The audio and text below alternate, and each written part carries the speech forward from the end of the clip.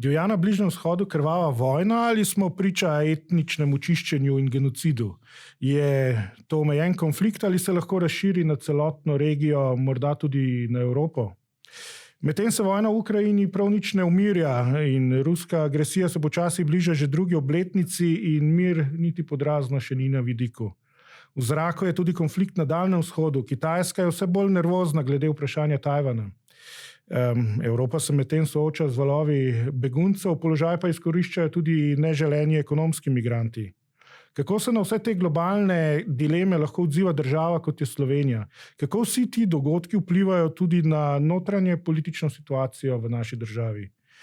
Kam nas torej vse to skupaj pelje, nam bo danes v Siolovem podcastu poskušal pojasniti veleposlanik Vojko Volk, velik poznavalec slovenske zunanje politike, zdaj državni sekretar za mednarodne zadeve v kabinetu predsednika vlade Roberta Goloba, ki pa prevzema tudi naloge glavnega svetovalca za nacionalno varnost.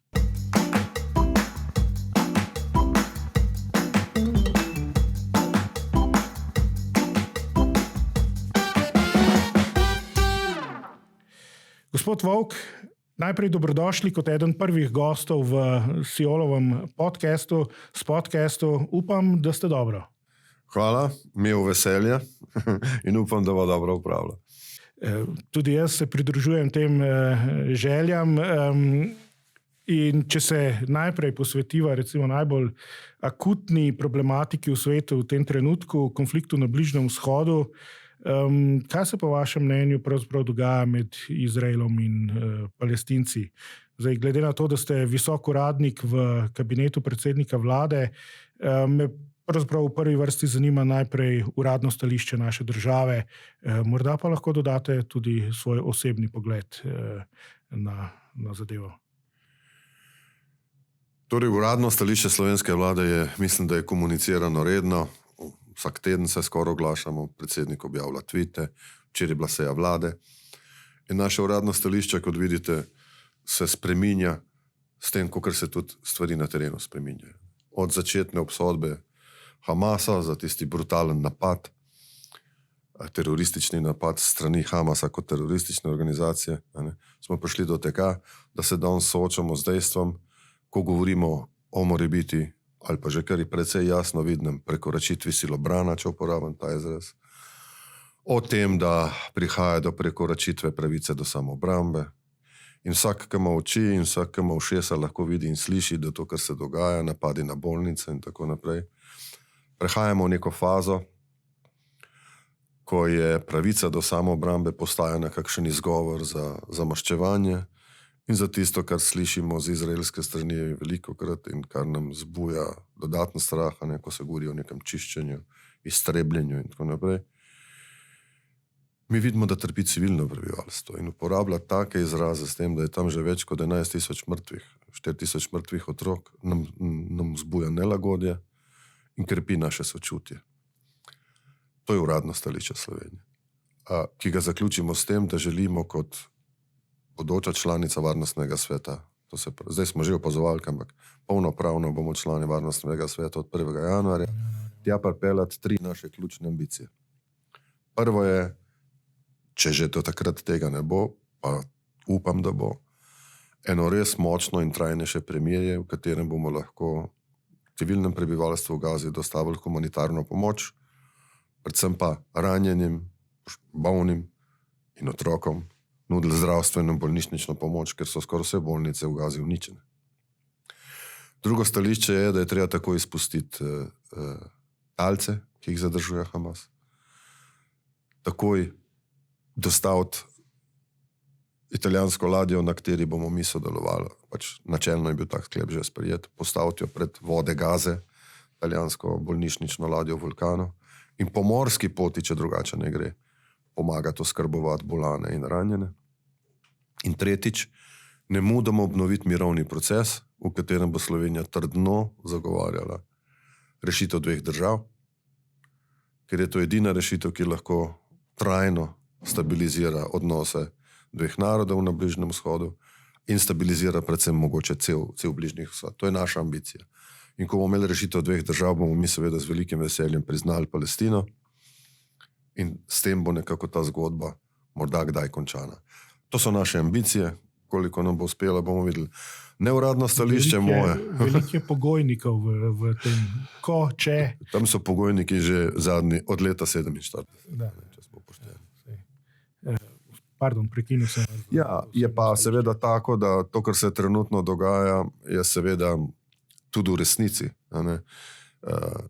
Če danes ugotavljamo, da tam od 18 bolnišnic skoraj nobena več normalno ne deluje, a ne? Je to zdaj po mojem prva stvar, po humanitarni prekinitvi spopadov je prva stvar res dostaviti bolnišnično pomoč. Mislim, da se je vlada slovenska zavezuje k temu, oziroma predsednik vlade predlaga, da sodelujemo s to italijansko ladjo, ker nekako se mi zdi, osebno mislim, da bo to pač tudi edina in najhitrejša konkretna pomoč. Veste, mi lahko tekmujemo v tem, kdo bo dal bolj močno izjavo, kdo bo bolj obsodil Izrael, ampak vse to je na koncu moraliziranje, ki ljudem v Gazi ne pomaga nič. Če tja dostavimo humanitarno pomoč in bolnišnično pomoč, potem smo pa nekaj naredili. In zdaj smo v tej fazi.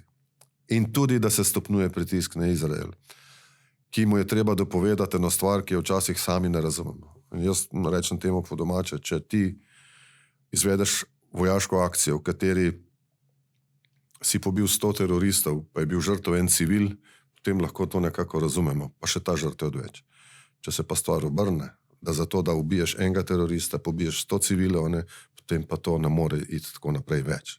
Potem je to nesorazmeren ukrep. In ko bo enkrat sodišče o teh presojalo, ker pač sodišča odločajo potem, kaj je konec spopadov, bo to zagotovo vojni zločin. Si upam napovedati. Ena stran trdi, Izrael trdi, da so v bolnici teroristi, mi ne vemo. In palestinska stran trdi, da so v bolnici pacienti in ranjenci. Nekdo bo moral o tem ugotavljati, kaj je res. Ampak že ta hip lahko rečemo, da glede na nesorazmerje bi bolnice morali ostati bolnišnice nedotakljive. Končam s tem, da Izrael žal vztraja za svojo napako, ki jo enkrat že naredil, in v Gazi uporablja boj zoper terorizem. Kadar na tak brutalen način uporabljaš boj zoper terorizem, se ti čez nekaj let, in to niso moje besede, to je rekel vojaški šef generalštaba ameriške vojske, je rekel, se ti potem to, kar si danes obračunaval s teroristi, se te vrne s tem, da boš imel čez nekaj let 10-krat več teroristov, ki bojo še bolj sovražno nastrojeni do tebe. Ker če seješ veter žani švihar, ne? Tako je. In to Izrael dela že drugič, če ne tretjič. V bistvu se to dogaja, kot ste že na začetku rekli, že vse od leta 47 naprej, ta spirala nasilja, kdo je prvi začel tako in zob za zob v bistvu. Oko za oko. In na koncu smo vsi slepi, je rekel Gandhi. Tako. In brez zob. Zdaj, rekli ste, da v bistvu ste napovedali, no, da bi Slovenija sodelovala na tej medicinski vojaški ladji za humanitarno pomoč prebivalcem. Medicinsko. Ampak, če pa pogledamo še Evropo širše, ne, vendarle se to dogaja v evropski soseščini. In delajo se tudi usporednice recimo z Rusijo, ne, pač konfliktom, rusko agresijo na Ukrajino. In kakšen je bil odgovor Evrope v tem primeru, ne, sankcije proti Rusiji, ne vem, takojšnja prekinitev odnosov, pomoč Ukrajini, zelo aktivna še vedno je. Tukaj pa v bistvu Evropa, ne vem, kot da pasivno opazuje dogajanje, ne poseže vmes, čaka na Ameriko, čaka na ostale regionalne sile, ne, kaj se bo dogajalo. V bistvu nekako opazujemo, namesto da bi bolj dejavno ukrepali pri prekinitvi spopadov, ali pa recimo, da vsaj pride do nekega humanitarnega premirja, do, kaj se zdaj uporablja, v bistvu pauza, premora v spopadih. Kako gledate vi na to? V bistvu na vlogo Evrope, ki je razdeljena, ne, Nemčija je trdno podpira Izrael nekako iz zgodovinske, recimo temu, pač iz zgodovinskih dogodkov, ne, iz neke dolžnosti, da je treba podpirati Izrael, na drugi strani pa neke večje aktivnosti, razen kar velikega števila prebivalstva. V bistvu podpore Palestinci pa neke politične nimajo, no, razen da smo vsi zaskrbljeni, kaj se v Gazi dogaja. No. Kako vi gledate na to? To drži, ampak je zato kar nekaj razlogov. Prvi je ta, da je bil Izrael napaden v tem primeru. Drugi razlog je pa ta, da so čustva Evropejcev v odnosu do Bližnjega vzhoda vedno deljena. Še posebej v Nemčiji, ki je bila vedno naklonjena zelo Izraelu iz znanih zgodovinskih razlogov. Podobno je v Italiji. In drugje, kjer je več razumevanja bilo za palestinsko stvar in kjer so države veliko bližje temu, da bi se tam našla rešitev, ki bi bila rešitev dveh držav. Zdaj, če bi rekli z geopolitičnega vidika, bi rekli, da je Putin tokrat zadev. Putin je hotel razdeliti Evropo že z napadom na Ukrajino, pa mu to ni uspelo. In tam je Evropa presenetila, resnično presenetila samo sebe, da je vzdržala tako veliko enotnost. To, kar te pa zadev v Ahilovo peto Evropske unije, vedoč, da so države razdeljene, zgodovinsko razdeljene, je uspel še dodatno te razlike spodbuditi in danes imamo situacijo, ko nekaj držav enostavno, mogoče na koncu doskrat samo ena država, ne dopusti ostrejše obsodbe za strani celotne Evropske unije, Izraela, ker pač imajo ene države zadržke. Jaz pa mislim, da se bo to spremenilo, ker kot rečeno, to, kar se danes dogaja v Gazi, je že daleč na stran zgolj pravice do samoobrambe. In zato ni treba biti ne sodnik, ne doktor, treba imeti samo oči in treba imeti ušesa. Zdaj rekli ste, Putin je tokrat zadev. Ne? Veste kaj več? Recimo, samo predvidevate. Samo predvidevamo. Stoji dejansko Putin za Rusija, recimo. V vsakem romanu od Agate Christie je na koncu storil stiskamo od tega kakšno korist. V tem primeru se je Iran pač razveselil tega, kar se dogaja. Tako da v Iranu ne dvomimo, da je bil vesel tega konflikta in razraščanja konflikta. Medtem ko Putin je en velik dobitnik tega konflikta, ker kot vsi veste, tudi če ni imel aktivne vloge pri začetku, je v bistvu dobil. Seveda, ker smo vsi pozabili na vojno v Ukrajini. A smo, tudi mediji. Mi jo probamo še nekako pokrivati, ampak ja. Rekel sem, da je to geopolitična ocena in kot geopolitična ocena je pač taka.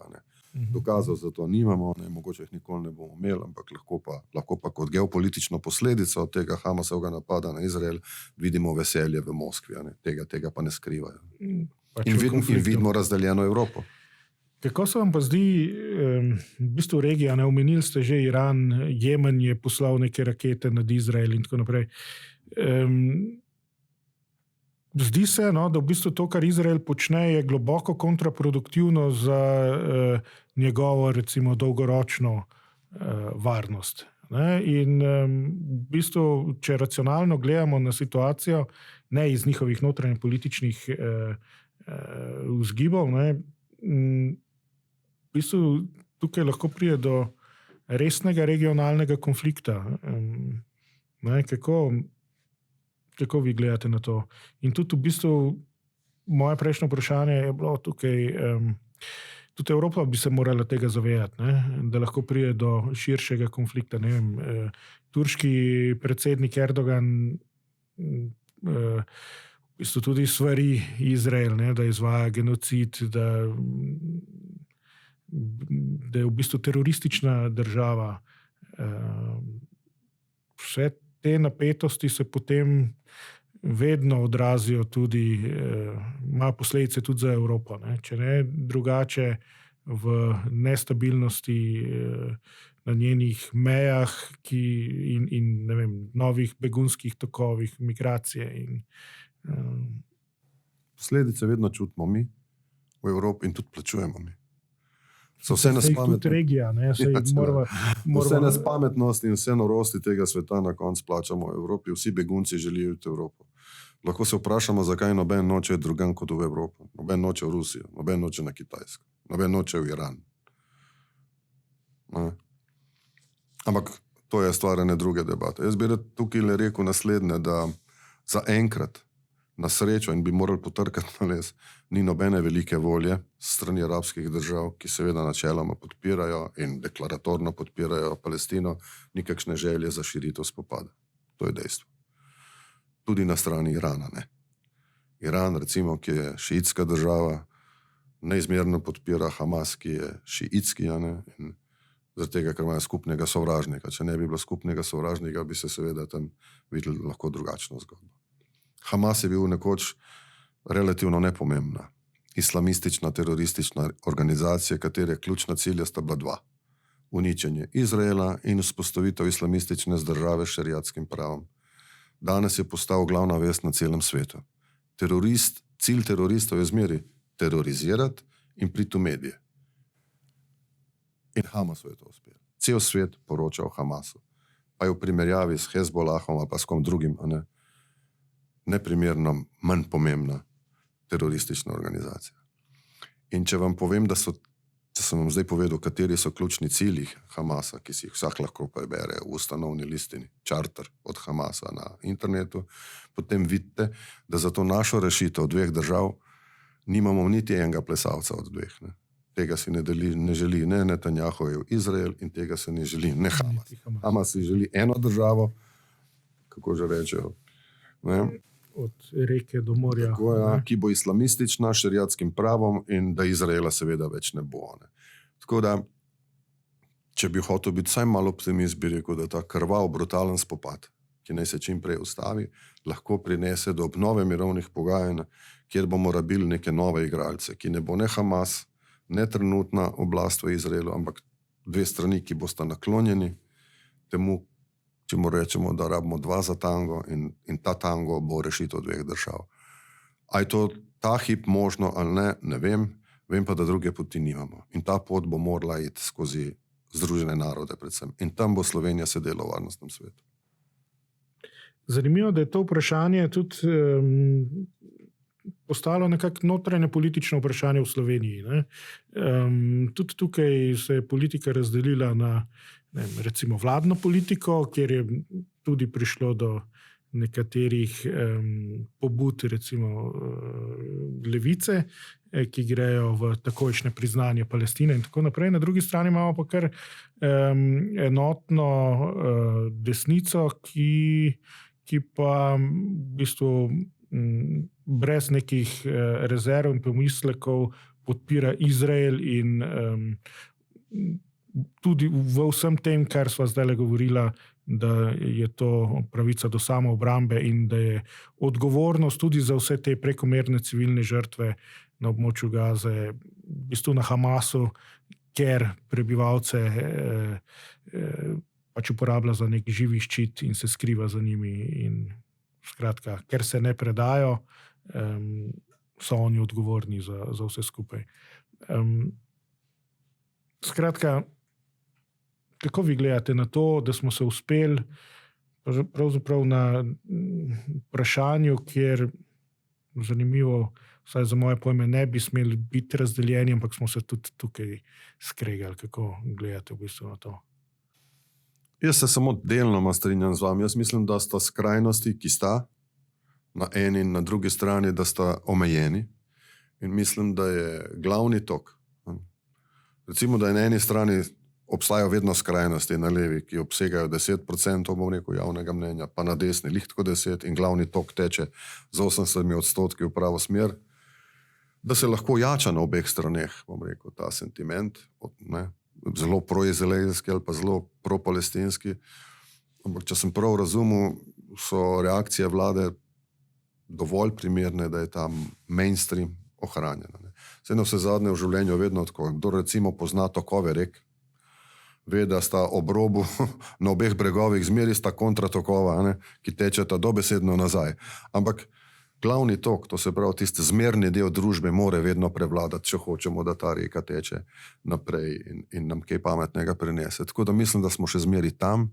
Jaz mislim, da zahteve po takojšnjem priznanju Palestine, da so mimo, zaradi tega, ker ta hip bi takojšnje priznanje Palestine lahko pomenili interpretacijo, da priznavamo Hamas.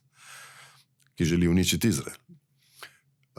Predvsem pa priznanje ene države ni, bom rekel, stvar neke politične ocene, zakaj to narediš, ali pa zato, ker hočeš nagraditi neko, ali pa sankcionirati neko trpljenje, nekomu drugmu nekaj pokazati, ampak je to najvišji akt ene suverene države, da prizna drugo državo takrat, kadar si ta država to zasluži.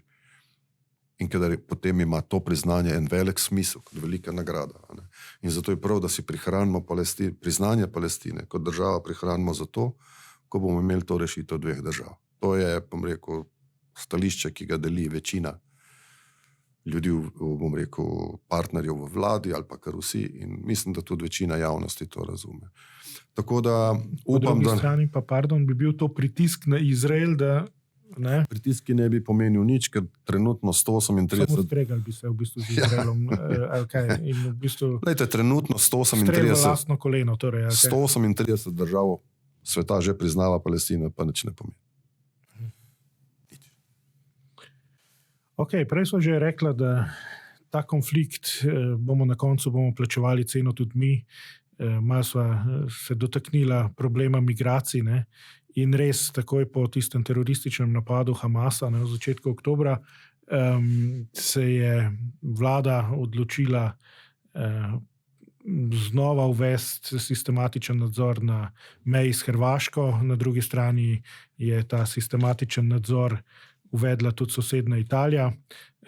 Slovenija je uvedla še nadzor na meji z Madžarsko. Ampak kot razlog je bil pa naveden nevarnost terorizma. Ne? Zdaj se ta nevarnost v bistvu se podaljšuje, nadzor se podaljšuje. Kako vi v bistvu gledate na to? Je to bilo nekako upravičeno? Ker pravzaprav mi smo v zadnji videli, da je to predvsem nevarnost migracij, ne toliko kot nevarnost terorizma. Seveda, lahko sta te dve zadevi povezani, ampak ne, ni nujno. Ne. Skratka, kako vi vidite zdaj to dogajanje? Dober mesec dni kasneje, vlada je v bistvu podaljšala zdaj za novo obdobje ta nadzor. In dokdaj bo to trajalo? Pod kakšnimi pogoji bomo v bistvu to ukinili? Ali se to sploh še lahko zgodi? V bistvu smo nadzor na meji s Hrvaško uvedli še prej kot v enem letu, ko smo ga odpravili. Ne? Pa gre najprej na tehnično plat. Tehnično plat je ta, da za podaljševanja za 20 oziroma 10 dni, tudi dvakratna, ne rabiš obveščati Brusla, niti soglasja in tako naprej. Za daljše obdobje, ko to možnost izčrpaš, je pa naslednje obdobje 6 mesecev. To moš pa 3 oziroma 4 tedne naprej obvestiti Evropsko komisijo in pristojne ustanove. In zdaj gremo utemeljiti razloge. In tokrat so razlogi dejansko nevarnost terorizma, ker je na isti način utemeljuje Italija in tudi mi.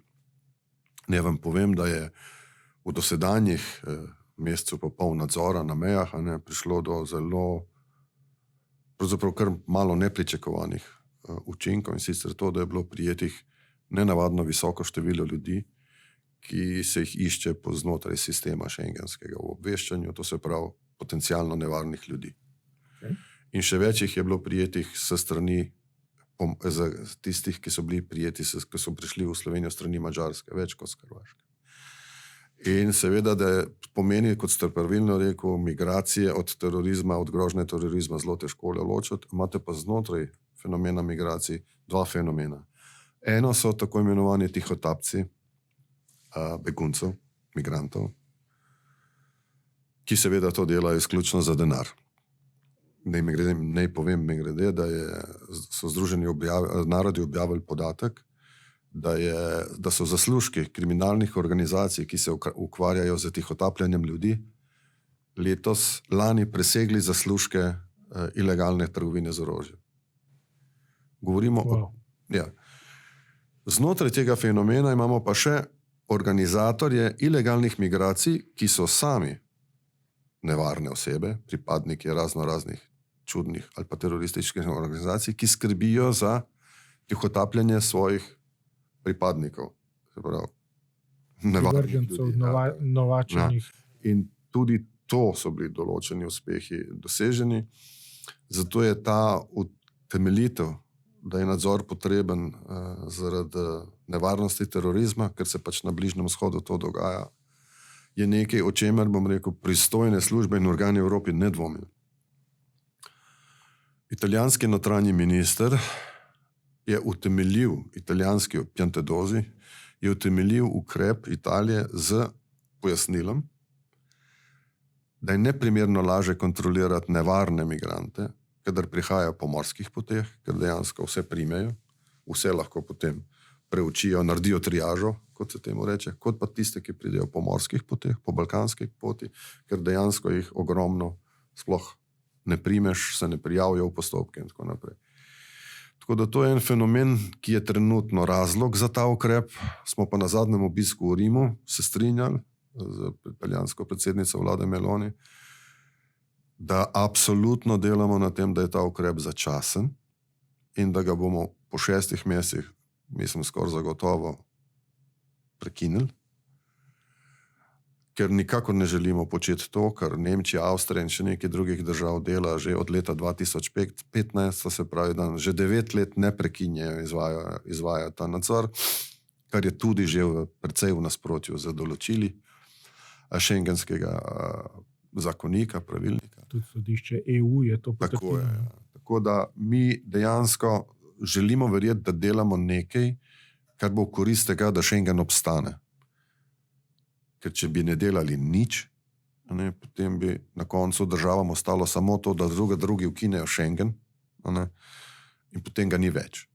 In zato je edina logična rešitev, pa res mislim logična, zdravorazumska, če hočete, je ta, da je veliko bolje ščititi zunanje meje šengenskega prostora, to se pravi na meji med Hrvaško in Bosno, Hrvaško in Srbijo, kakor pa znotraj delati pregrade, ki niso toliko učinkovite, kot takrat, kadar ščitimo učinkovito na zunanji meji. Naj izpostavim primer Makedonije.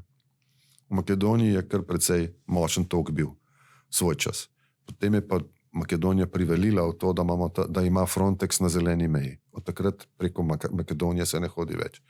Hodijo preko Bolgarije, ampak da je možno ukrepati, je primer Makedonije. Ja. Ampak ravno to, zdaj, ko jaz gledam v bistvu to situacijo, povedali ste, skupno ukrepanje, skupaj smo močnejši, skupaj zaščitimo zunanje meje, da nam bo v notranjosti, v zaledju boljše, ampak potem pa ta izraz nezaupanja kot države same spet vzamejo zadeve v svoje roke. In če smo mi to uvedli do Hrvaške in Madžarske, je to izraz nezaupanja nas do njih, Italija do nas. Po drugi strani pravite, premier in pa njegova italijanska kolegica Meloni zadnjič v Rimu sta bila zelo dobre volje, v bistvu dosegla, je bil uspešen ta obisk, ampak po drugi strani imamo pa na meji, ne samo policistov, ta mejna kontrola z italijanske strani ni samo za okras, dejansko ustavljajo promet in pri tem jim pomaga celo vojska, kar v bistvu pomeni, da lahko to razumemo kot dodaten izraz nezaupanja do Slovenije ali pač ne. Kako? No, na videc je paradoks, ampak se samo razloži. Paradoks je, da za ukrepom ukinitve nadzora notranje meje v bistvu želiš posredovati v zaščito Schengena. Če ta ukrep narediš iz razloga, kot ga dela Avstrija, recimo do Slovenije, kjer je ključen razlog, dajmo reči, ker Nemčija dela nam, potem delamo tudi mi ostalim. Pa čeprav čez karavanke, tako je, zelo malo ljudi gre čez karavanke v Avstrijo.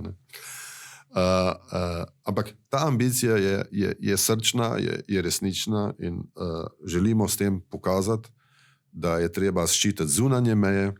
Seveda tudi Hrvaški bi zelo radi pomagali pri zaščiti zunanje meje, vendar mora Hrvaška potem sprejeti odločitev, ali bo pomagala nam, da se Frontex postavi na zeleno mejo v Bosni ali pa na Hrvaškem. Nam je vseeno kje.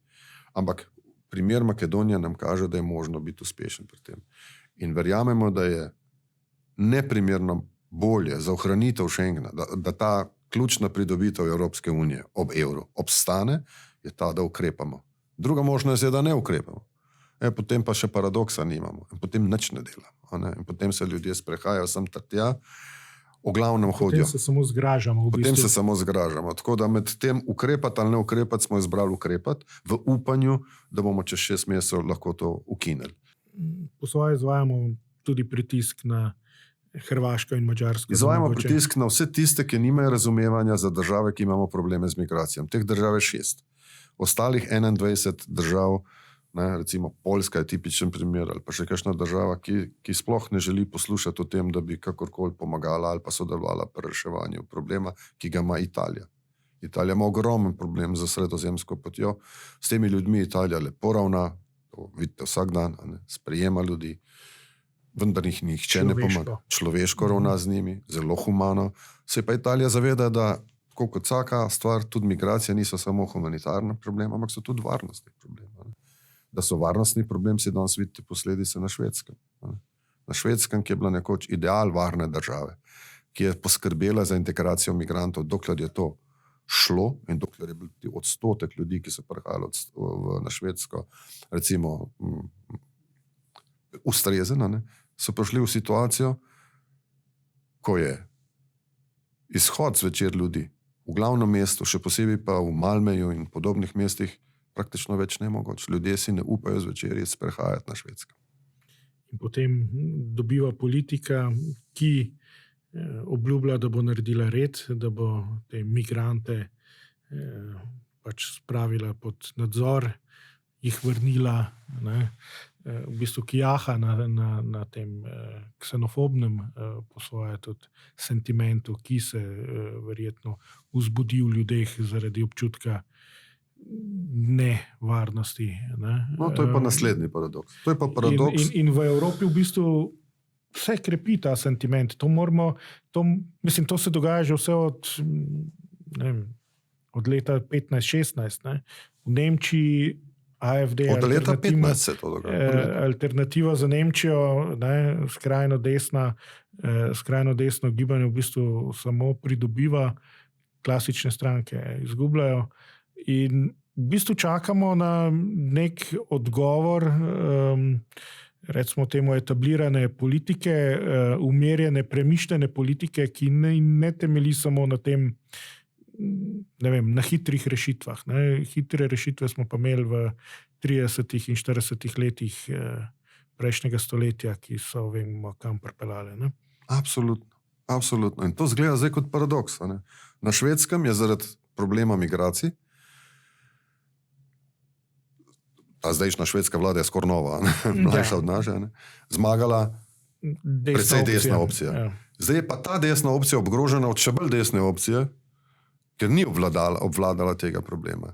V Italiji je na oblasti desna opcija, ampak obstajajo še bolj desne, če zdajšnji vladi ne bo uspelo rešiti tega problema migracije. Ljudje hočejo biti od vlade, imeti občutek varnosti, hočejo živeti varno, ne želijo biti ogroženi. Včasih ta občutek vara, v Sloveniji še nismo tako daleč, da bili ogroženi zaradi tega fenomena. Je pa res, da v drugih državah Evropske unije ta problem je zelo močan. V Nemčiji, kot ste rekel, Nemčija ima 8 milijonov ljudi, migrantov, ki tam približno 1/3 jih dela, 2/3 pa je na socialnih pomočeh. To je ogromno breme. 8 milijonov ljudi so 4 Slovenije. In Evropa zelo težko poišče evropski odgovor na to vprašanje, zaradi tega, ker smo mi pač seštevek 27 držav, ki vsaka vztraja pri svojem suverenem odločanju o teh stvarih. Vendar smo prišli zdaj v čas, ko bo treba najti novo rešitev za zdajšnji veljavni dublinski zakonik oziroma za dublinsko reševanje migracije. Ja. In zdaj je ena novost. O tem se pogovarjamo že ampak zdaj v Evropi. smo prišli do ene novosti. Države, ki so vztrajale pri tem, da je treba najti rešitev za premeščanje, za solidarnostno premeščanje, če ima Italija, ne vem, 100,000 migrantov na leto, ne jih Poljska vzame nekaj, ne. Ta rešitev ni več odpade, ker enostavno te solidarnosti nismo bili sposobni, bom rekel, doseči v Evropi. Ajde, usilcev pa tudi ne da. In zdaj imamo nov projekt, ki se mu reče omejevanje ilegalnih migracij in krepitev legalnih migracij. Na to pristaja tudi italijanska predsednica vlade Giorgia Meloni.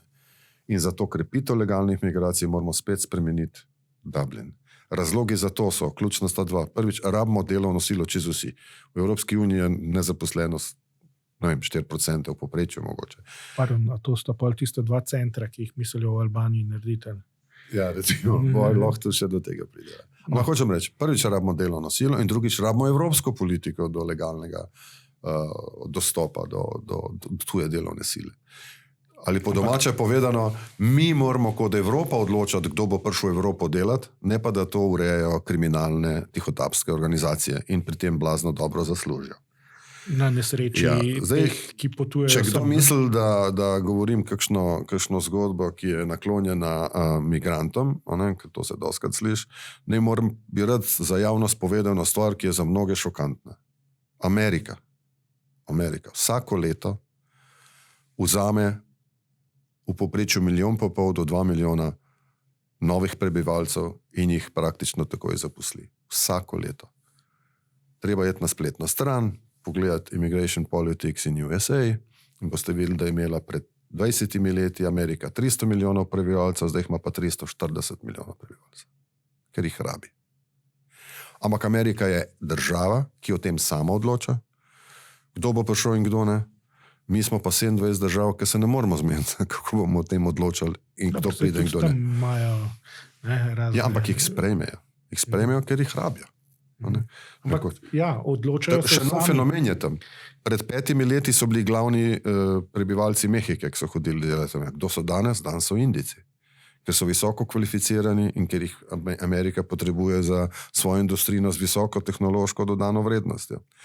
Skratka, ena od idej, ki jo pa mi dajemo na mizo, predsednik vlade Golob, je pa ta, da bi namesto teh zbirnih centrov, kjer bi se izvajala samo triaža za azil, se pravi, kdo je upravičen do azila in kdo ne, izvajalo izobraževanje teh ljudi. In sicer izobraževanje v smislu za osnovne poklice in učenje jezika. Te centri bi lahko bili v državah izvora. V te centre bi Evropa investirala, ljudje bi šli tja seveda prostovoljno, potem bi se prijavili za delovna mesta v državah v Evropski uniji. Če pa tega ne bi storili, bi pa lahko dobili neko stimulacijo od Evropske unije, ne vem, 5,000 evrov, 10,000 evrov, kjer bi tak človek ostal doma, kjer je, in si s tem zagonskimi sredstvi pomagal odpreti eno svojo obrt, za katero bi bil izučen. Skratka, vse je boljše kot nič. Vem, da je to ni lahko, je pa vredno poskusa. In ta ideja se počasi prijema, predvsem se pa prijema ta ideja, da je treba krepiti legalne migracije v Evropo, zato tega, ker mi nismo sposobni 2 milijona ljudi pripeljati v Evropo, pa čeprav nas je 500 milijonov. Amerika pa to zmore, pa čeprav jih je veliko manj kot nas. Tako se pravi, na tem področju migracij imamo ogromno možnosti za napredek, se bo pa treba en dan usesti pa zmeniti. Ampak tukaj takoj trčite, ker ste mi zdaj to govorili, sem takoj razmišljal pač o Viktorju Orbanu in njegovemu ostremu nasprotovanju tem idejam. Tudi njemu v delovne sile zmanjkalo, verjemite mi. In v bistvu utemeljevanjem z zaroto velike zamenjave hočejo v bistvu naš karakter, ta zlobna Evropa, hoče naš karakter krščanskega, belega človeka zamenjati s temi prišleki, migranti, ki ne sodijo v naš evropski prostor. Tudi to je v bistvu velik problem, da se Evropa ne zmore zmeniti, ker vendarle na tem področju se še odloča s soglasjem.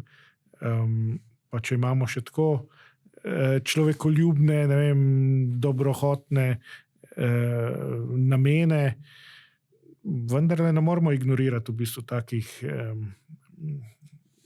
strahov, pomislekov, da si ljudje ne želijo imeti ob sebi tujcev.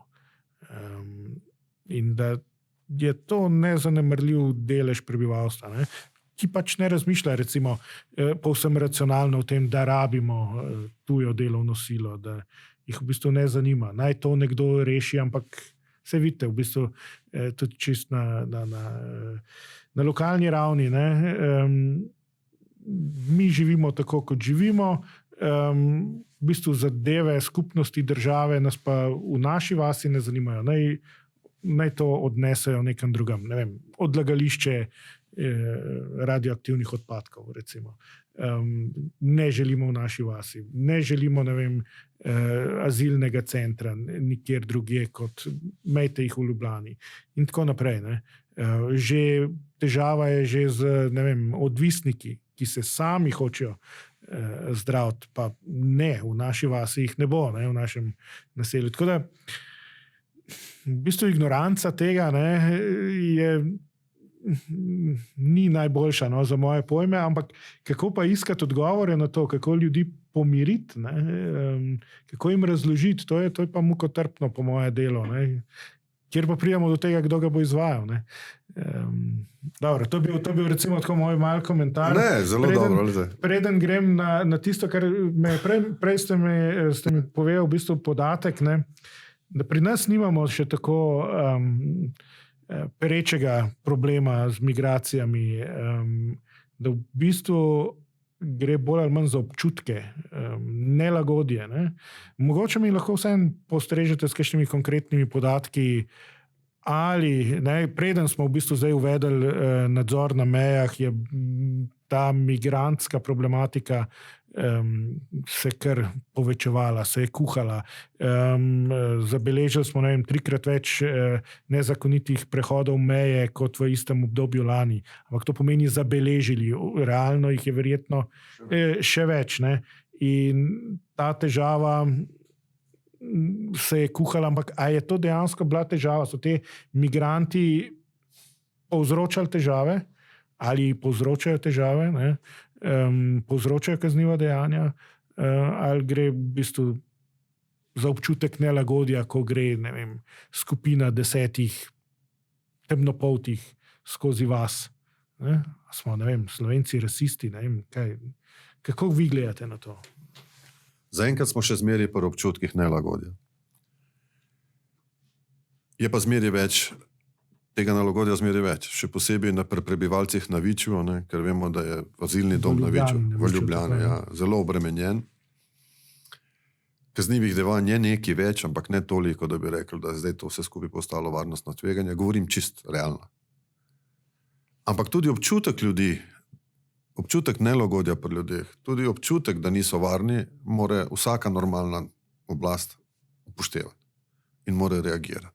In reagira se tako, da se tja pošle več policije, da se več ukrepa, da je več nadzora, zato da ljudje ta občutek nelagodja ali pa strahu zgubijo. Isto je v Rigoncih ob meji, več policije, več prisotnosti policajev, pomaga, ljudje se boljš počutijo.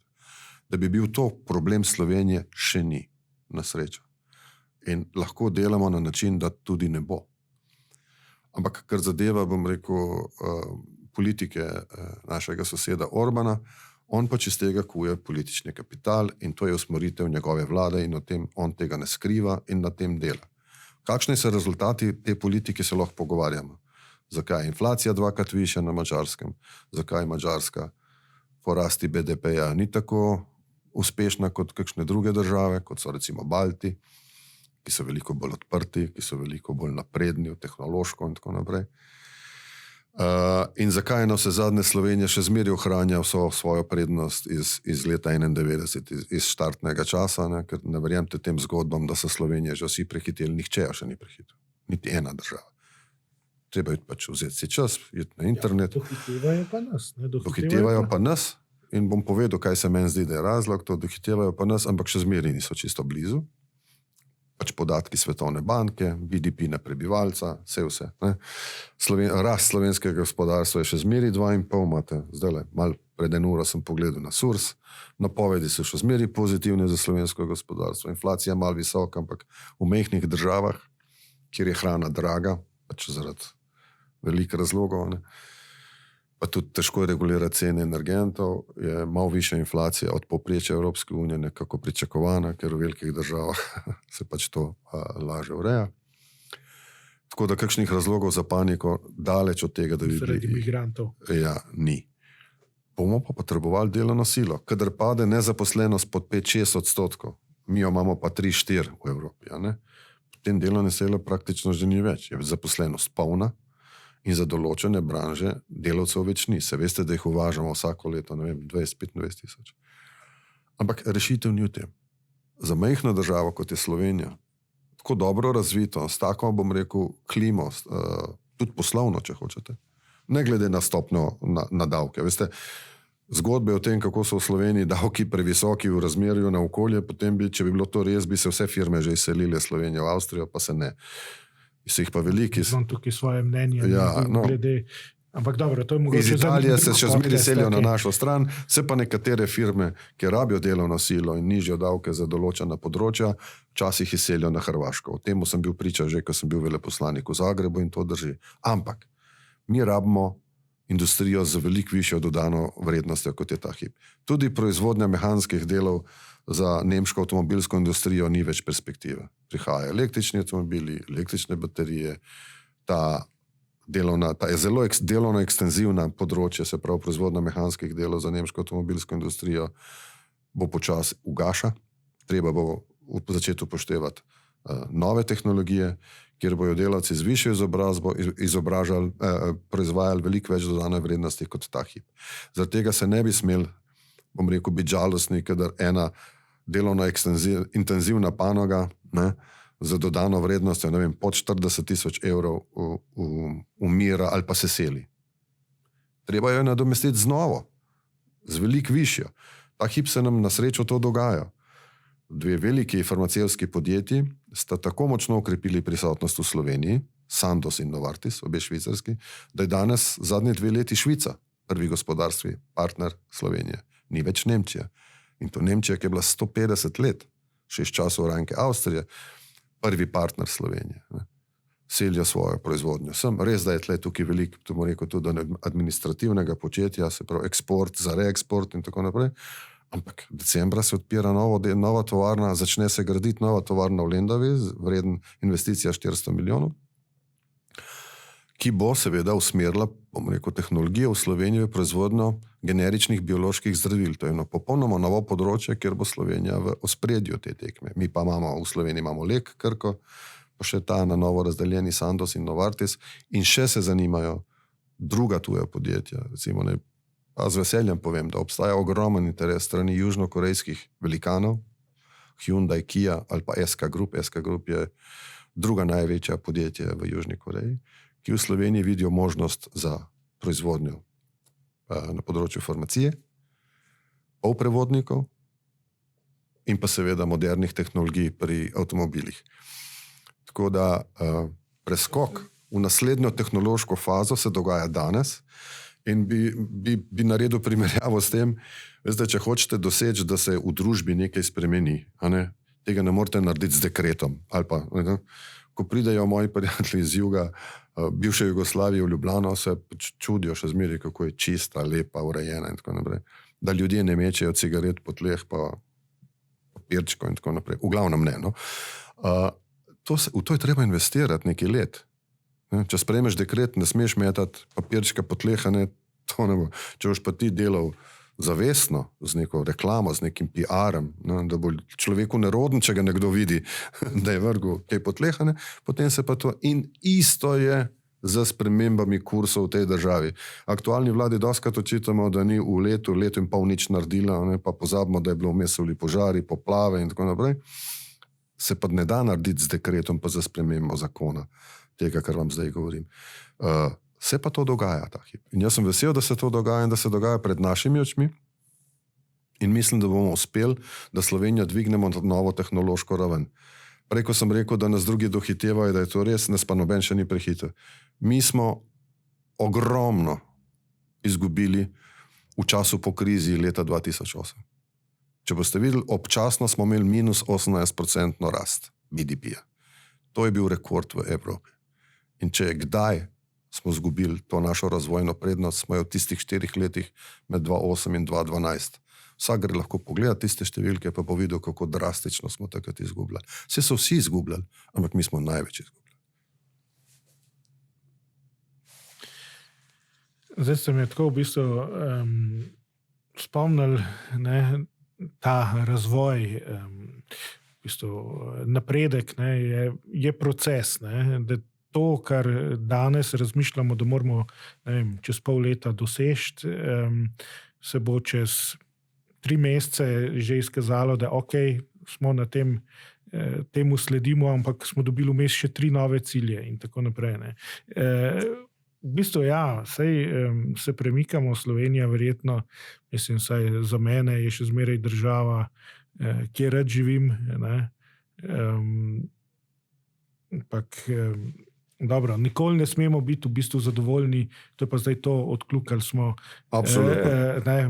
Moramo skozi se premikati naprej. Če si majhen, pa še posebej. Tako, malo ste se tudi dotaknili v bistvu zdaj in inflacije in energetske krize in vsega tako. Lani, recimo tak čas v lanskem letu, smo se zelo sprašvali, ali nas bo po zimi zeblo. Ne. Letos recimo teh vprašanj ni več. Ne. Pozabljamo v bistvu, zakaj smo prišli v te dileme, zakaj je prišlo tudi do draginje, inflacije in vsega tega. Ne. V zadnji je bila v bistvu ukrajinska kriza, ruski napad na Ukrajino in se je bilo treba odreči sodelovanju z Rusijo, se je bilo treba odreči njihovim poceni energentom. Ne? In ta transformacija, zdaj, zeleni prehod, Evropa v bistvu je že bila v tem procesu, ampak je s to vojno, pravzaprav je ta proces dobil še dodaten zagon. Ne? Pa preden greva v bistvu na oceno tudi te ukrajinske krize, kakšno besedo moramo reči, vendar le tudi o tem, no? Ampak to, kje smo zdaj za to energetsko transformacijo, z zelenim prehodom, gremo z zadostnim tempom naprej ali spet caplamo, kot marsikdo pač tudi ocenjuje. Kaj mislite? No, dobro ste spomnil na lan takle čas, ki se ga zelo, zelo dobro spomnim. To je bil čas, ko smo s takrat še povsem novim predsednikom vlade obiskovali, se srečevali v Bruslju na srečanjih Evropskega sveta. In takrat so izkušnje predsednika vlade Goloba prišle tako prav, da je praktično na vsakem zasedanju seveda bil poslušen. In predlogi, še posebej predlog o tem, da naj se takoj začne pripravljati platforma za skupno nabavo energentov se strani celotne Evropske unije. To se pravi, da se v bistvu Evropska komisija pogaja za cene energentov za 470 milijonov prebivalcev, ne vsaka država. A si predstavljate, da bi Slovenija sama morala trgovinske te sporazume sklepati, ne bi bilo dobro. Tudi za Orbana ne bi bilo dobro. Moj bi imel Mercator boljše pogoje nabavne. Ja, Mercator sigurno. Znotraj Fortenove grupe in je že malo večji player. Ne? Skratka, takrat je bil odgovor, v bistvu nam je takrat Putin povedal, nas je prisilil, da smo morali reagirati na način, da če bomo reagirali skupaj, bomo lahko skozi prišli. Če pa ne bomo enotni, bomo pa visoko ceno plačali. In v bistvu je takrat svojo vitalnost Evropska unija dokazala. In danes živimo lahko brez ruskega plina praktično. Ni še čist, ampak tragedije ni bilo. Napolnili smo že takrat rezervarjev naprej, odločili smo se, da bomo imeli skupno nabavo, predvsem smo pa se odločili, da si bomo solidarno pomagali v Evropski uniji. Zakaj? Zato, ker nobena država nima podobne situacije skoraj. Vse so drugačne. In smo ugotovili, da kdor bo imel več elektrike, bo lahko dal ponudil elektriko, kdor ima več plina, bo ponudil plin, kdor ima več vetra ali pa solarne bo ponudil. In je ta miks tega menjave, tudi naš solidarnostni sporazum, ki smo ga sklenili takoj z italijansko vlado takrat, nam Sloveniji ogromno pomagal, ker smo takoj sklenili dogovor z Alžirom, obnovili pogodbo, ki jo je nekdo po veliki neumnosti v Sloveniji leta 2012 prekinil dobavo alžirskega plina. Misleč, da bo cena ruskega plina še kar naprej padala, lega zlomka.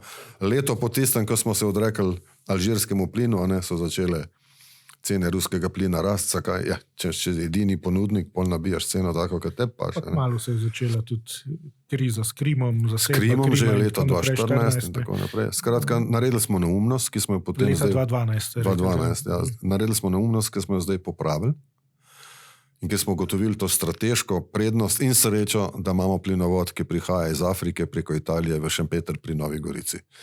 In zdaj je še dodatno strateškega pomena ta plinovod, zaradi tega, ker zdaj preko tega plinovoda mi bomo lahko ponudili plin, ne samo porabili plin, ne samo za nas, ampak ga lahko ponudimo Avstriji in Madžarski in Južni Nemčiji, Bavarski, če hočete. Tako da smo veseli, da smo ta plin obnovili. Pogodbo bomo še pojačali v dobavah plina z Alžirom. Letos bomo odprli tam veleposlaništvo v Alžiru in smo veseli, da smo ta strateški povezavo na novo naredili. Letos še? Letos so spet kontejnerji plina polni. Okay. Hotel sem reči, letos odpiramo veleposlaništvo v Alžiru. Ja. To je zdaj en mesec še do konca leta. Ali kako? Ja. Okay. Ja. Dobro. V bistvu je tam že naš diplomat, ki dela. Gre se za formalno odprtje, ker dejansko že deluje. No? Se moram popraviti. Kar se pa tiče letošnjih razmer, je pa to, da je ta mila zima, ki je bila do zdaj, no zdaj vidite, kako to vpliva na plin, ne?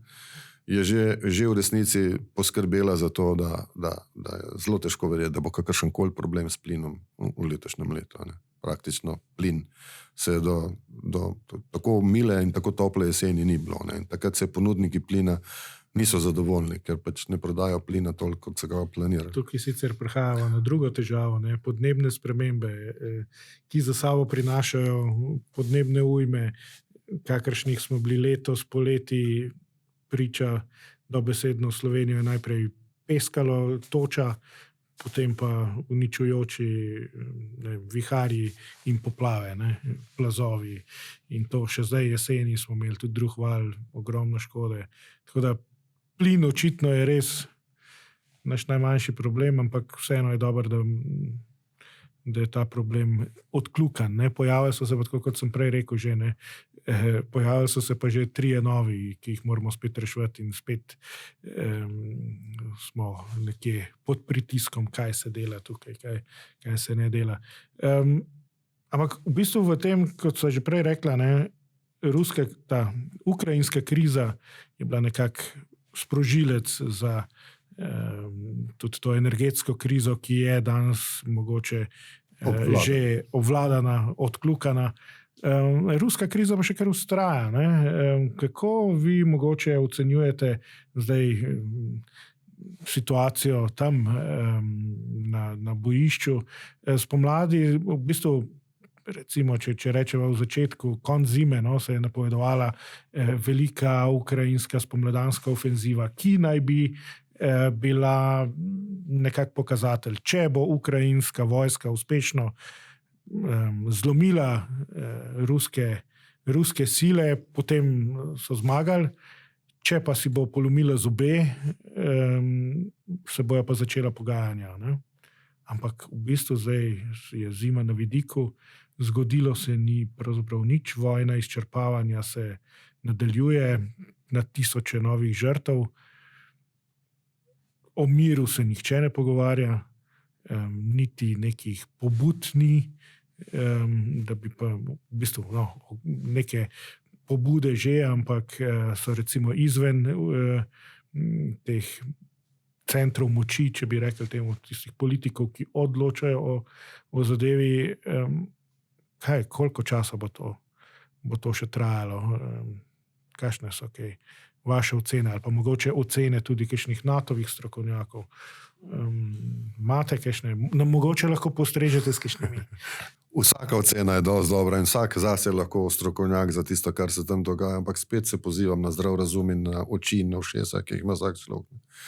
Vidite, da tam je bilo že precej zob polomljenih in da ta vojna ni več vojna, ampak je vojna izčrpavanja. Zdaj gre samo še za izčrpavanje. Prva svetovna vojna v bistvu se ponavlja. In ko vojna izčrpavanja doseže svoj limit, potem je volja za pogajanja in za doseganje nekega menju se poveča. Vas moram tudi popraviti, da v bistvu pogajanja oziroma pogovori o miru nikoli niso bili popolnoma zamrli, še danes obstajajo, strani se sestajajo, vsak ima svoje pogoje. Res je, da se ne premakne zadeva, ne tja, ne sem, kaj preveč. Tudi tam poteka vojna izčrpavanja. V bistvu, ne? Deležni smo laži z obeh strani, ker kot v vsaki vojni je tudi v tej vojni bila prva žrtev resnica. Ljudje verjamejo tisto, kar hočejo verjeti iz tega spopada, tisto, kar hočem pa jaz verjeti kot človek, kot človeško bitje. In kot funkcionar v tej vladi je pa to, da bi do tega premirja prišlo čim prej. Mir je velika beseda, veste, tam še nismo, ampak premirje, bil pa čas, da se zgodi in za premirje ima prvo odgovornost tisti, ki je vojno začel, ki je agresor. Najlažje zdaj v bistvu bi to naredil in dosegel. Če hočemo imeti premirje, je dovolj, da to Moskva pritisne enkrat na enter. Upam, da smo bližje temu, kot pa dlje. In verjamem, da če bi do tega prišlo, da bi znala mednarodna skupnost dobro reagirati na tako odločitev. Jaz mislim, da bi tudi Kitajska kaj takega sprejela. Mislim, da bi se potem lahko pogovarjali močno o tem, kako pomagati pri obnovi Ukrajine in kako Rusijo korak za korakom spustiti nazaj v običajno mednarodno poslovanje v vseh smislih, gospodarsko, politično, športno in tako naprej. To je tisto, kar obe dve strani pridobita, če gremo v premirje. Potem bi se pa mogoče o kakšnih spornih zadevah iz tega premirja, zato da pridemo do miru, seveda morali pogajati po diplomatski poti. Ampak diplomatska pot je tista, v kateri ljudje ne umirajo, ne trpijo in potem bi se Evropska unija, tudi Slovenija seveda, pri tem močno angažirala.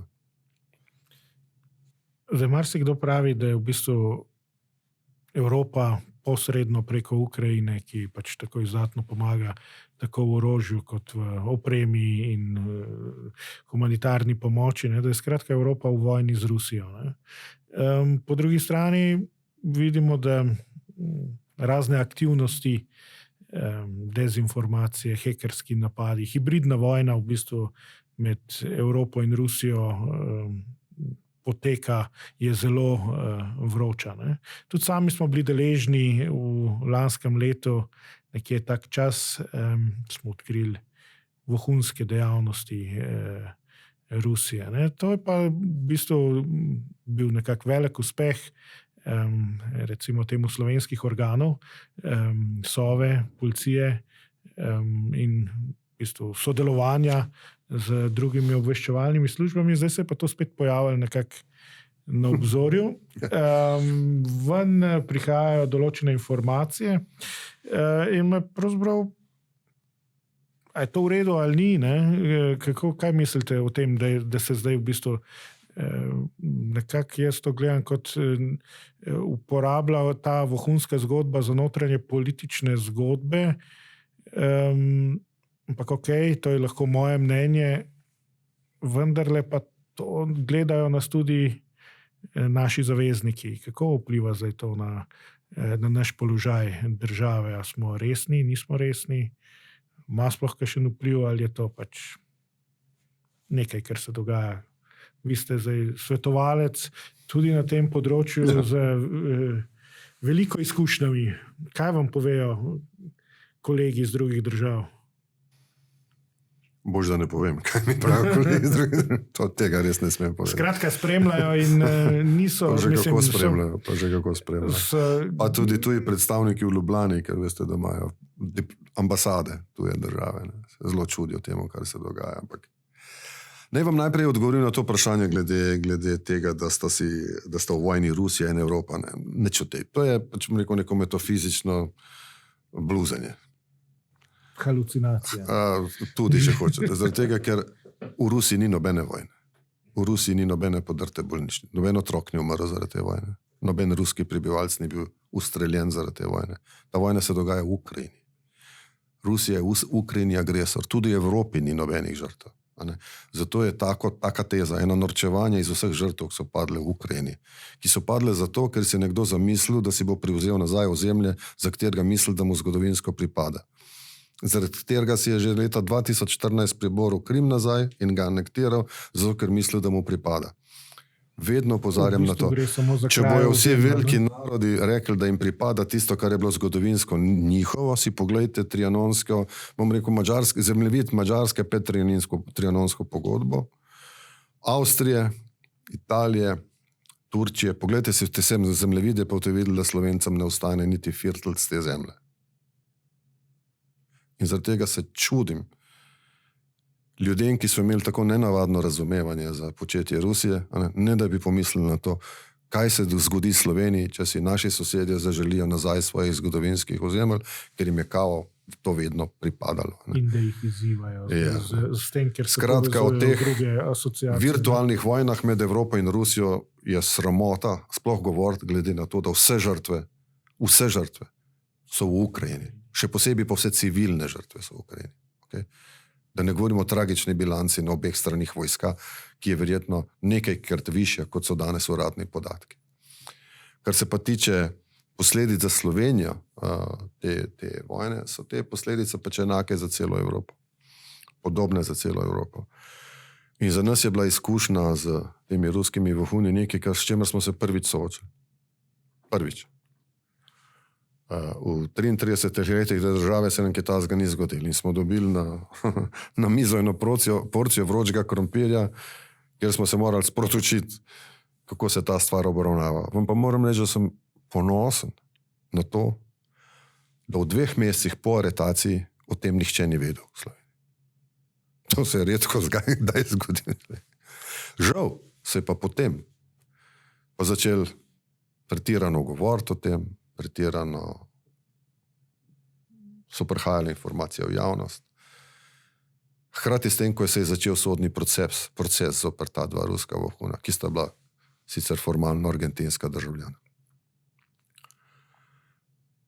In danes smo v situaciji, ko se o tem pogovarjamo kasneje in v katerem visoki državni funkcionarji pozabljajo na to, da je njihova obveza, da državne tajnosti nesejo sabo v grob. V grob. Pa jih ne. In tle je točka, seveda, kjer se potem naši tuji sogovorniki čudijo, čemu smo bolj podobni v teh zadevah. Državi ali taborniškemu društvu.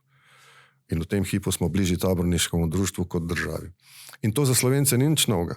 Mi pač v vseh teh letih našega obstoja kot naroda smo razvili do države odnos, kakršen je bil normalen, ker svoje nismo imeli, ampak do beneških oblasti, do oglejskih, do avstrijskih, jugoslovanskih, ni bila naša država. In zdaj, ko imamo našo državo, te vrednote še nismo uspeli, če uporabim ta butast izraz, ponotranjiti. Nam so blizu človekove pravice posameznika, vse te pravice imamo za svojo vrednoto. Da je pa država vrednota, ki jo je treba ščititi, varovati njene tajnosti. Tega pa ni. In danes lahko gledate to predstavo, ki je čudna, ki v normalnih državah, bom rekel kar tako, ni možna. In se moramo s tem soočati. Ampak jaz vam povem, da to tej državi in njenim interesom škodi in vpliva tudi že na ta proces, ki poteka zoper ruske vohune. Tako da jaz bi si želel, da se ta kultura, dejstva, da je država vrednota. Zakaj? Ker je država tista, ki daje pravice posameznikom. Nihče drug na tem svetu jih ne daje. Ne? Jih ne daje Francija, ne Evropska unija, ne Nemčija. V tej državi daje vse politične, socialne in demokratične pravice posamezniku, ta država, slovenska država, ki ima zastavo in grb, ki, kot vidite, jih največkrat vidimo v planici na skokih, drugače pa zastave v Sloveniji redko, kdaj vidite, da vihrajo. In to je povezano s tem, po mojem, upam, da bomo rabili še 30 let, da bomo imeli do države normalen odnos. Pa če že državljani, potem pa vsaj tisti, ki se ukvarjajo s tem profesionalno. To se pravi tisti, ki delajo v državotvornih ministrstvih, v vojski, policiji in diplomaciji. So stvari, ko je treba nesti državne skrivnosti sabo v grob. Tako je.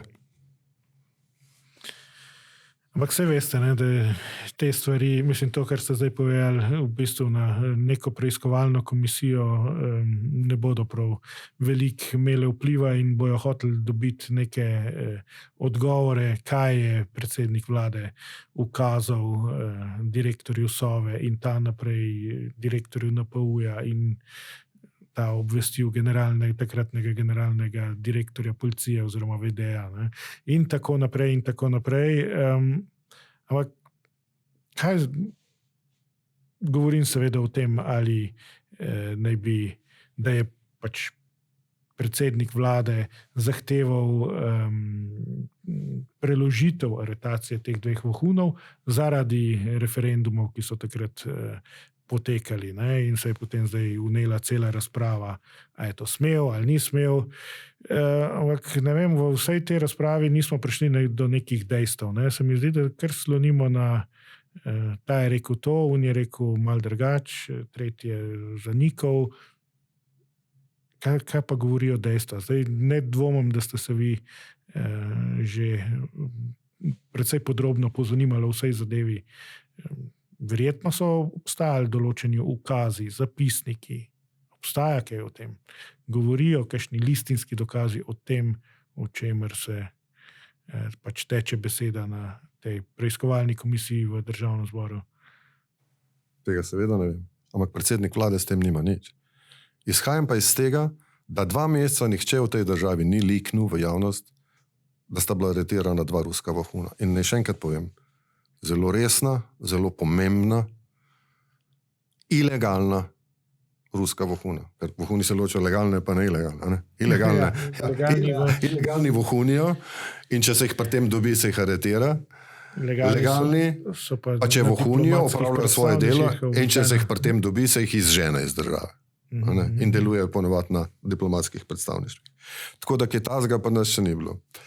Rad bi to povedal, da če izhajamo iz tega, da 2 meseca nismo, da javnost ni vedela nič o tem, ne, pa da danes o tem se prosto, bom rekel, uporabil ta izraz čveka na komisijah, brez da bi se opredelilo do odveze molčečnosti, brez da bi se... A je sploh to, kar govorijo, ne vem, bom tako rekel, a je res, ali so laži, ali je, ne vem, a bo to treba dokazovati nekje? Kaj dokazovati? Stvari, o katerih se pogovarjati ne smemo dokazovati. Ker se mi zdi, da v naši politiki je dostikrat tako, da nekdo vrže neke stvari ven in to postanejo kar dejstva, čeprav mogoče niso, nihče jih niti ne preverja, bi pa o tem moralo obstajati, ne vem, kot pravim, listinski dokazi. Ne? Če pošljem jaz kot poveljnik neke enote policista na teren, mora on napisati potem na koncu poročilo in se sklicevati na moj ukaz. Ne more biti ustni ukaz. Ne? V bistvu skratka neka sled more obstajati in te besede, ne vem, ta teza, ki se je pojavila, bi pravzaprav morala biti zelo lahko preverljiva. Ampak se še kar vrtimo, kaj je kdo rekel, kaj ni rekel. Ne? No, se to je. Obstajajo dokazi in v bistvu bi lahko zelo hitro prišli do tega, kaj je res, kaj je kdo res od koga zahteval. No? Mi dva ne veva več kot tisto, kar je v medijih, ker ne moramo vedeti, ne jaz, ne vi. In tisto, kar je v medijih, je tako borno, žalostno in slabo za državo. Ne? Da če predsednica države reče, da stoji za svojo svetovalko, potem jaz lahko rečem, da stojim za svojim predsednikom vlade.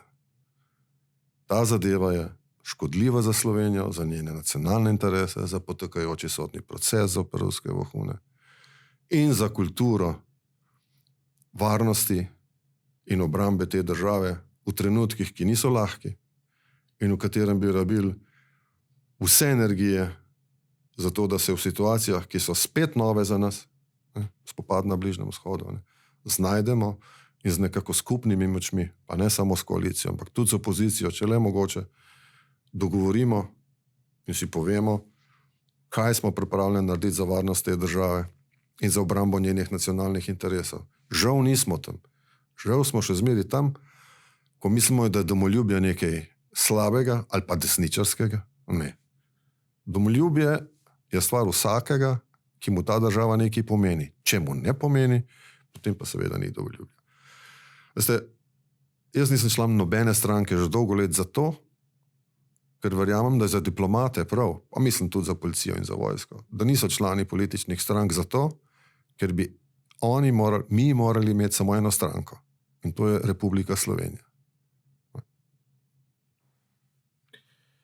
Gospod veleposlanik Volk, pa mogoče narediva na teh vaših besedah kar piko, pa zaključiva to res zanimivo debato, ki sva jo imela. Hvala lepa, da ste bili na našem s podcastu, Sjolovem podcastu. Lahko bi se pogovarjali še o marsičem. Jaz sem imel še pripravljenih kar nekaj vprašanj, tudi o vaših izkušnjah iz Hrvaške.